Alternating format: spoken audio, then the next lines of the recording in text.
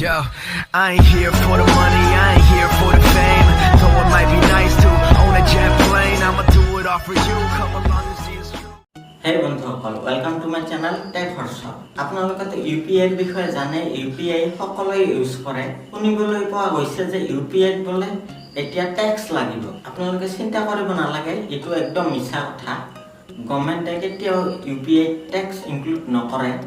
UPI কেতিয়াও extra charge নাকাটে। কৈছে আগতে ফোনপে, গুগল পে, পেটিএম এইবোৰৰ থ্ৰু দি ৰিচাৰ্জ কৰিলে ৰিচাৰ্জতো কোনো চাৰ্জ নাকাটিছিল, এক্সট্ৰা চাৰ্জ।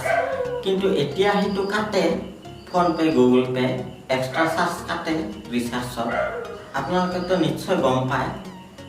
আপোনালোকে ধৰক যিমানখিনি পইচা ৰিচাৰ্জ কৰে ফোনপে, গুগল পে থ্ৰু দি, এতিয়া তাতছে অলপ বেছি পইচা কাটে। কিন্তু আপোনালোকে চিন্তা কৰিব নালাগে, UPI এক্সট্ৰা চাৰ্জ নাকাটে কেতিয়াও গভৰ্ণমেণ্টে।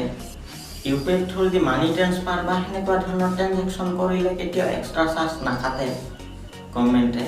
এইটো একদম ফেক নিউজ যে UPI এক্সট্ৰা চাৰ্জ কাটিব বুলি কোৱা এই নিউজটো একদম ফেক নিউজ। গভৰ্ণমেণ্টৰ পৰা কনফাৰ্মেশ্যন আহিছে এইটো যে UPI ৰ পৰা এক্সট্ৰা চাৰ্জ কটাৰ কোনো প্লেনিং নাই গভৰ্ণমেণ্টৰ বৰ্তমান।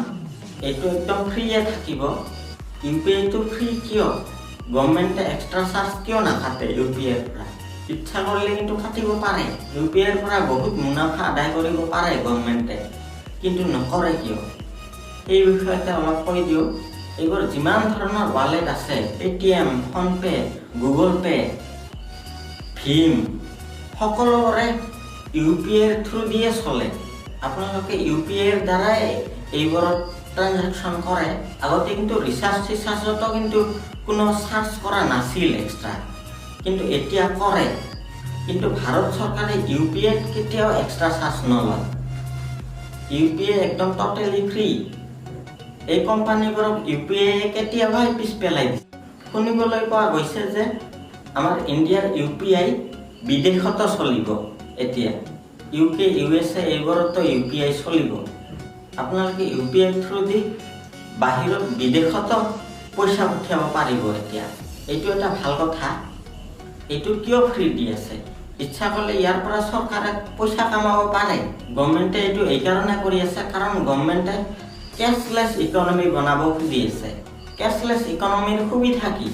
এই কেছলেছ ইকনমিৰ ফলত ডুপ্লিকেট নোট বা এনেকুৱা ধৰণৰ ফ্ৰড হোৱাৰ সম্ভাৱনাটো কমি যাব। যদি পইচা একাউণ্ট টু একাউণ্ট ট্ৰান্সফাৰ হয়, তেতিয়াতো ডুপ্লিকেট নোটৰ কোনো প্ৰশ্নই নাহে। পাব্লিক যদি বজাৰত নোট লৈ নাযাবই, তেতিয়াহ'লে ডুপ্লিকেট নোটৰ কোনো সমস্যাই নাথাকিব।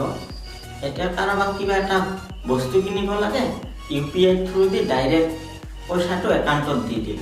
কোনো নোটৰ প্ৰশ্নই নাই, কোনো নোটৰ প্ৰশ্ন নাহে, কোনো খুচৰা ঝামেলা নাথাকে। যিমানখিনি পইচা হ'ল সিমানখিনিয়ে দি দিল। আজিকালিতো এনেকুৱা ধৰণৰ হৈছে, সৰুতছে সৰু দোকানতো QR কোড থাকে আজিকালি। কিছুমানৰ তাতে QR কোড নাথাকিলেও কিছুমানৰ চুৱাইপ মেচিন থাকে, কাৰ্ডৰ থ্ৰু দি পইচা দিব পাৰি।